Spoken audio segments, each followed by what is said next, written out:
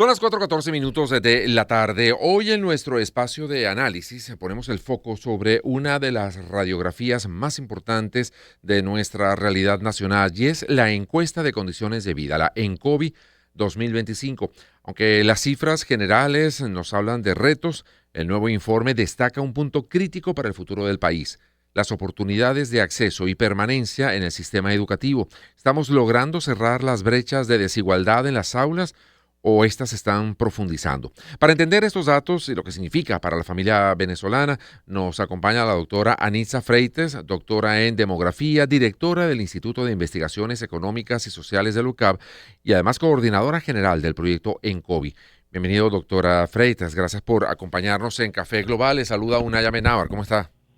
Buenas tardes, Unai. Gracias por la invitación y un saludo a toda tu audiencia. No, gracias a usted por acompañarnos para hablar sobre, bueno, unos resultados de una encuesta que están prácticamente saliendo del horno, ¿no? Se dieron a conocer esta mañana y nos gustaría conocer, bueno, cuáles son los datos, podríamos decir, más relevantes que saltan de esa investigación.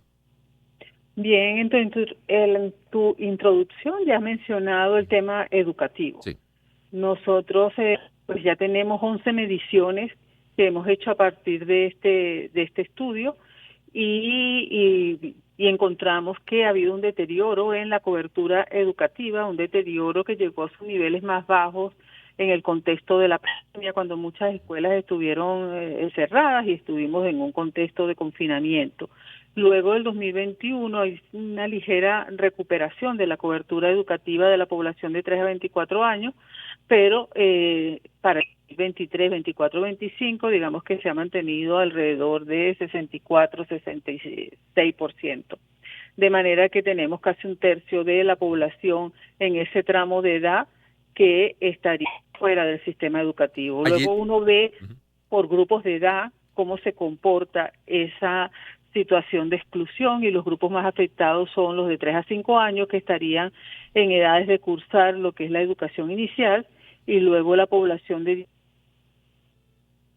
Mm, Caramba, tenemos problemas en la comunicación. Estamos conversando con la doctora Anitza Freites, doctora en demografía, directora del Instituto de Investigaciones Económicas y Sociales de la Universidad Católica Andrés Bello y coordinadora del proyecto ENCOVI. Recordemos que ENCOVI es la encuesta de condiciones de vida, la 2025. Bueno, hay algunos datos, tenemos aquí la encuesta frente a nosotros y hay algunos datos.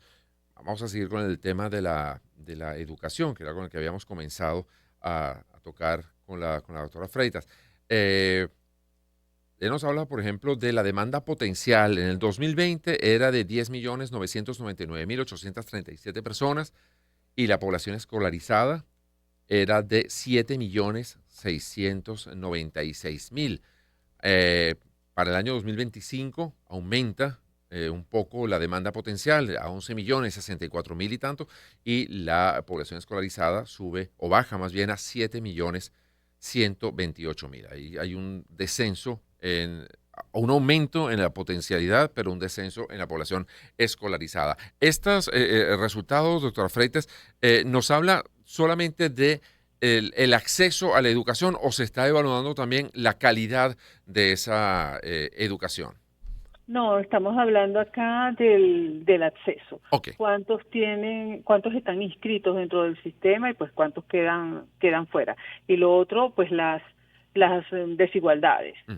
Esto cómo se produce entre hombres y mujeres, y esto cómo se produce en función de las edades, que era lo que estábamos Sí. hablando anteriormente. Luego también, según ámbitos territoriales, dónde se generan las mayores oportunidades, en Caracas o en otros lugares del país. ¿Y Y qué lo que resultado hay hay con relación a con eso? relación a eso ¿Las grandes encontramos ciudades tienen más acceso o peor? las grandes ciudades, en las primeras mediciones de COVID figuraban con un mayor acceso, había una brecha importante Ujú, con respecto a las zonas menos urbanizadas, las zonas rurales. ujú, Y lo que ha ocurrido con la crisis es que nos ha igualado hacia abajo.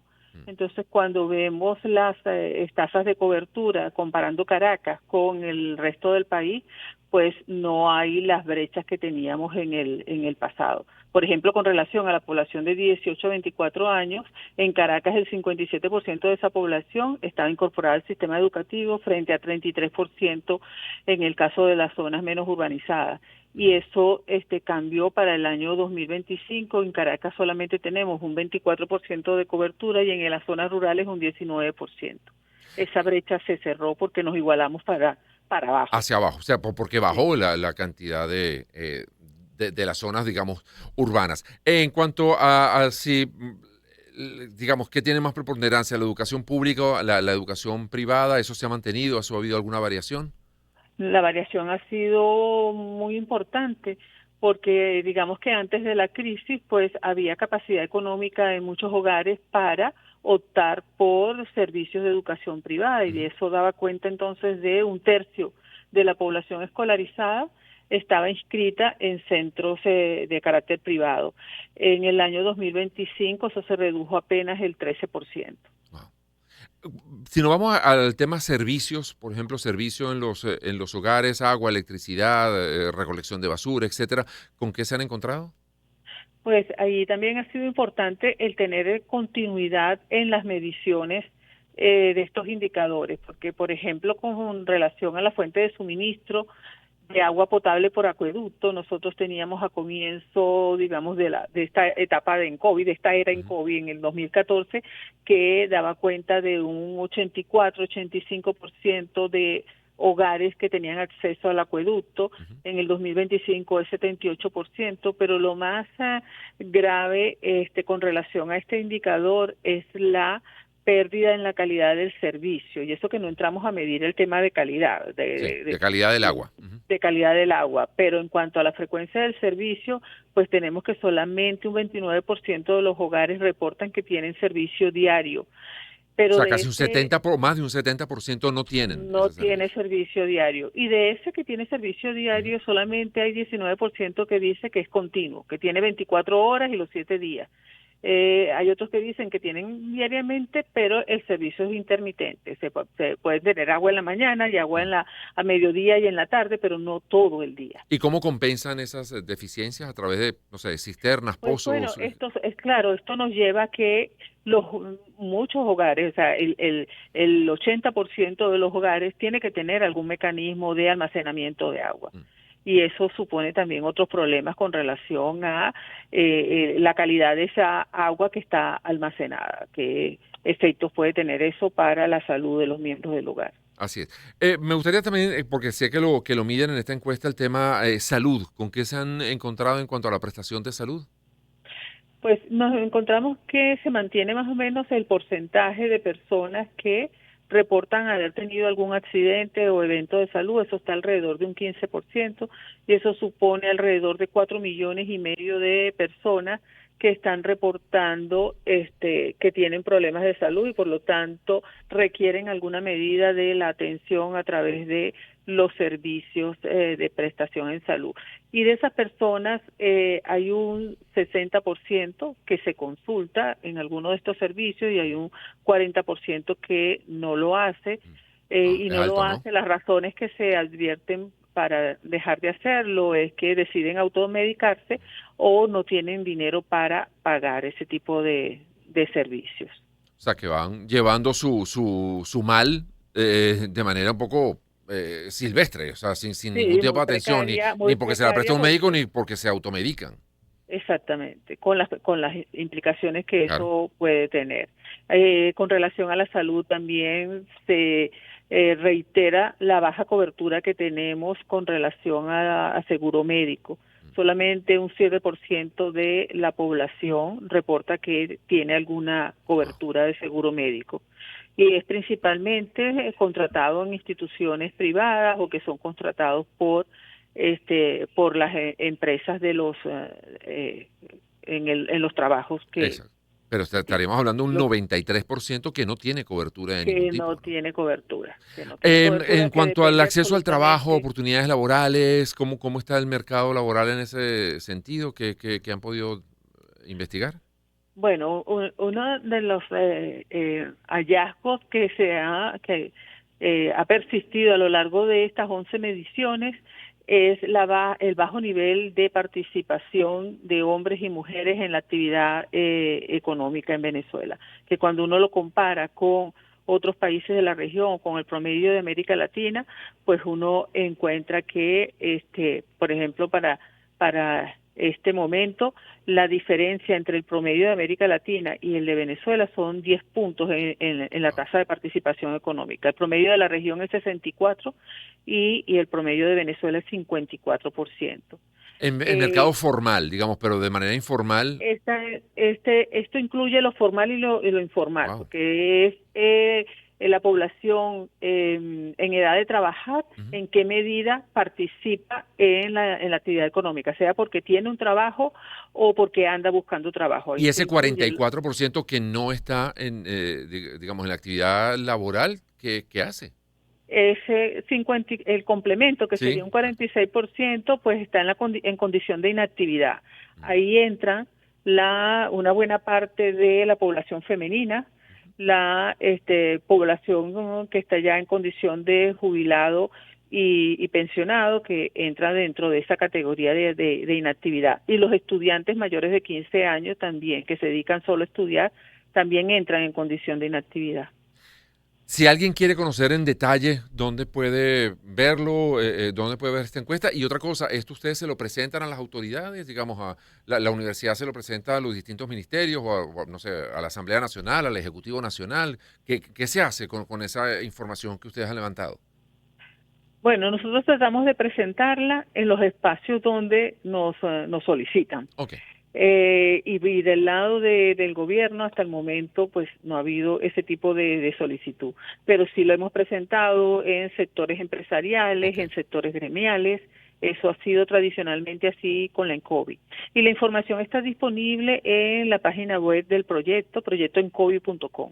Perfecto. Ahí se puede, quien esté interesado en meterle un poco más la lupa y revisar todos esos datos, ahí va a tener una excelente fuente de información de lo que está pasando en Venezuela. Gracias, doctora Freites, por habernos dado estos minutos. Gracias a ustedes por la oportunidad. Gracias a Anitza Freites, doctora en demografía, directora del Instituto de Investigaciones Económicas y Sociales de la UCAB y coordinadora del proyecto ENCOVI. ENCOVI es Encuesta de Condiciones de Vida. Son las 4:27. Esto es publicidad. Bien, ya hasta ahora en publicidad les quiero hablar de Laboratorios Elmore, que tiene más de 65 años brindando a la población venezolana productos de reconocida y comprobada trayectoria. Y rapidito, les quiero hacer una recomendación muy, muy, muy especial, porque este fin de semana es de fiestas, de reunirse con la familia, de reunirse con los amigos, y para eso es ideal que lleven siempre con ustedes Epadecicol. Epadecicol es un digestivo que te va a ayudar a emulsificar eficazmente las grasas desde la primera fase del proceso digestivo, mejorando la disponibilidad y la tolerancia, además de que alivia la sensación de llenura al instante y reduce la tensión superficial de las grasas, aliviando la pesadez estomacal. 1 o 2 cápsulas blandas de Epadecicol durante o después de la comida y te vas a sentir como una pluma. Es Epadecicol de Laboratorios Elmore. Ahora sí vamos con Chang'an. Chang'an, bueno, que te ofrece una serie de ventajas, como por ejemplo el tema de la garantía, una garantía robusta de 5 años o 150,000 kilómetros, pensada para brindar tranquilidad y confianza en cada kilómetro recorrido, además de un amplio stock de repuestos y un equipo técnico altamente capacitado formado en su centro de atención automotriz con certificación internacional avalada por la casa matriz en China. Con Chang'an, haz lo posible, conquista el camino. Actualización informativa, hechos, contexto y claridad. Café Global con Unay Amenábar. Bueno, amigos, estamos ya por cerrar Café Global el día de hoy, pero no podemos hacerlo sin abrir nuestro kiosco digital. Tenemos varias informaciones para estos titulares de cierre. Comenzamos con F. Uruguay dice que los fallecidos de hantavirus no estuvieron en el país en la fase de contagio. Ya empiezan a pelotearse de dónde nació. Ya no es Chile, no es Argentina, no es Uruguay, no es el barco. Bueno, todo el mundo está, digamos, deshaciéndose de esa responsabilidad de haber sido el primer caso de hantavirus. También F nos dice que la presidenta de México publica un decreto de Carlos I de España sobre las atrocidades de Hernán Cortés. Vía F, Giorgia Meloni y su homólogo polaco Donald Tusk consolidan en Roma su frente común en la Unión Europea y el apoyo a Ucrania. La Vanguardia. Rusia pide a los ucranianos que evacúen Kiev el 9 de mayo ante la amenaza de un gran ataque. Agencia France Press, el Comité Olímpico Internacional recomienda levantar restricciones a atletas bielorrusos. Associated Press, Irán crea una nueva agencia para controlar el transporte marítimo en el estrecho de Hormuz mientras revisa el acuerdo de paz con Estados Unidos. CNN, China conmuta las penas de muerte a 2 exministros de defensa. Y Europa Press nos dice que la ONU, la Organización de Naciones Unidas, lamenta el reciente ataque del Frente Polisario contra bases marroquíes en Esmara.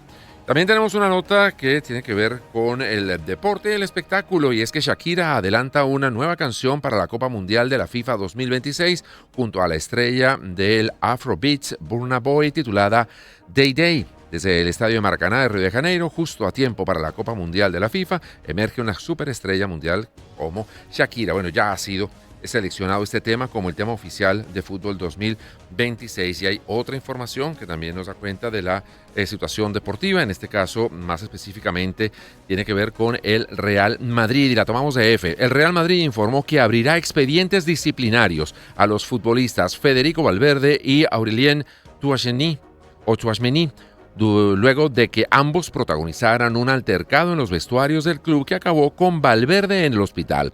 Asimismo, estos expedientes desembocarán en sanciones económicas y o disciplinarias. A Valverde se le aplicaron varios puntos de sutura tras caerse y golpearse con la mesa central del vestuario como consecuencia del altercado.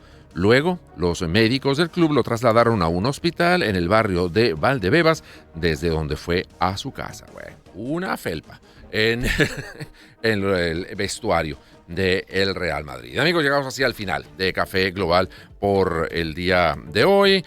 Gracias a ustedes por habernos acompañado durante esta hora y media. Gracias al equipo de producción que hizo posible el programa, con Jeremy Oviedo en el control técnico, Andrés Grafe en la edición y montaje, en la producción Daniel de Alba, Andy Morillo y Alfredo Portela, en la asistencia de producción Ariángeli Pereira, en la coordinación de producción Jessica Ferrer, en la jefatura de producción Juan Bomón, en la gerencia de producción Ricardo Martínez Osorio y frente al micrófono quienes habla Unai Amenábar. Te invito a que nos sigas en Instagram a través de @Unai_Amenábar, en TikTok @Unai.amenábar. En Instagram somos Mundo UR Web y @Circuito Éxitos. Y también nos puedes ver por el canal de YouTube Mundo UR en vivo o por la aplicación Mundo UR que está disponible también en tu celular. Y llegamos a ustedes gracias a nuestros anunciantes Chang'an Auto, Haz lo Posible, Conquista el Camino y Laboratorios Elmore. Más de 65 años brindando a la población venezolana productos de reconocida y comprobada trayectoria. Nos despedimos. Hasta mañana a las 3 aquí con Café Global. Los dejo ahora con Albany Lozada y Agenda Éxitos. Así está el mundo, así se lo contamos y nosotros nos despedimos. Hasta mañana. Chao. Momentos que forman parte de la